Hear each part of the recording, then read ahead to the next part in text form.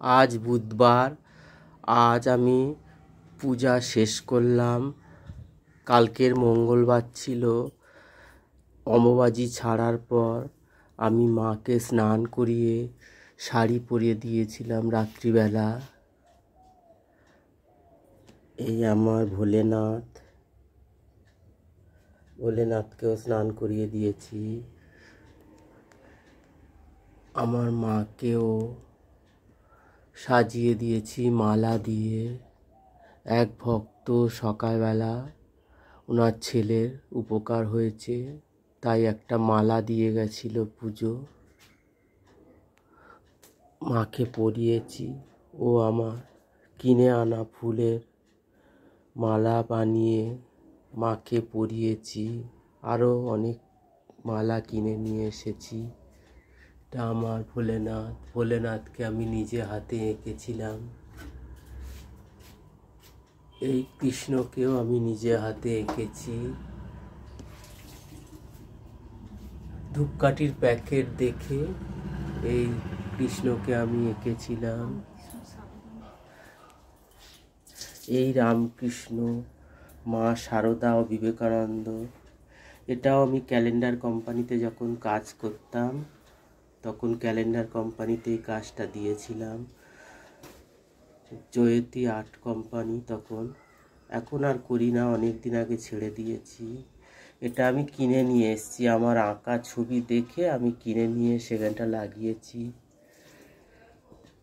এই রাধা গোবিন্দকে আজকেরই এই সিংহাসনে বসালাম।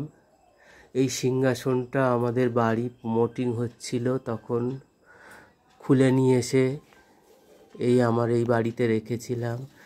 মা বলেছিল যে এটা মায়ের সিংহাসন। বলল যখন বাড়ি হয়ে যাবে তখন ওই বাড়িতে নিয়ে গিয়ে নতুন বাড়িতে ঠাকুর রাখবি, এই সিংহাসনটা কাউকে যেন দিবি না। মা এখন নেই, আমার গর্ভধারিণী মা 2 বছর আগে মারা গেছেন। তাই আজ সিংহাসনটা রং করে রেখেছিলাম। আজকের এই রাধা গোবিন্দকে এই সিংহাসনে বসিয়ে দিলাম। আজ খুব ভালো লাগছে মনটা, কারণ মার খুব মার স্মৃতি রয়েছে। এই সিংহাসনটা মায়েরই সিংহাসন ছিল। রাধা গোবিন্দকে আজ মালা পরিয়েছি। গোবিন্দর মালাটা আমি করে দিয়েছি। এখানটা আমার গোপু সোনা, এখানটা মা সরস্বতী মা। এবার আমি সেলাই জানি, তাই রাধা গোবিন্দ শাড়িটাও আমার নিজে হাতে বানানো। এখানটায় আমার ভবতারিণী মাকেও সাজিয়ে দিয়েছি। আর এক ভক্ত মা এক মালা দিয়ে গেছিল, তার পায়ের ব্যথা কম আছে বলে সকালে একটা মালা দিয়ে গেছে। এই ভবতারিণী মায়ের শাড়িটাও আমার নিজে হাতে করা। এই বজরংবলীকেও আমি নিজে হাতে তৈরি করেছিলাম সিমেন্ট বালি দিয়ে।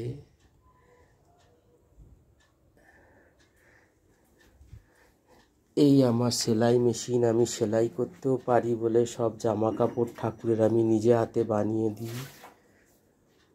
এই সিংহাসনেই আমার রাধা গোবিন্দ ছিল। ফ্রম ক্লে দিয়ে আমি গণেশটা বানিয়েছি। এই আমার তারা মাকেও একটা মালা পরিয়েছি আজকের।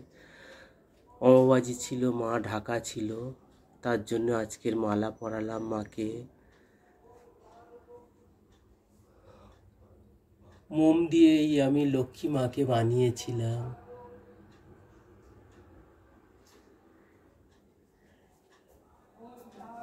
আমার বাড়ির পাশে একটা বিশাল বড় পুকুর আছে।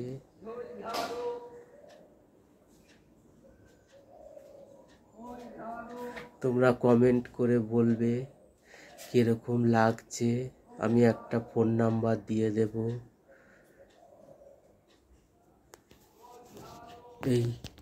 এটাও আমার তৈরি করা।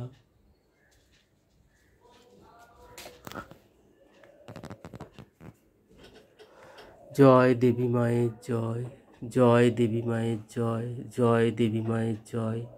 এই বলে ভিডিওটা শেষ করলাম।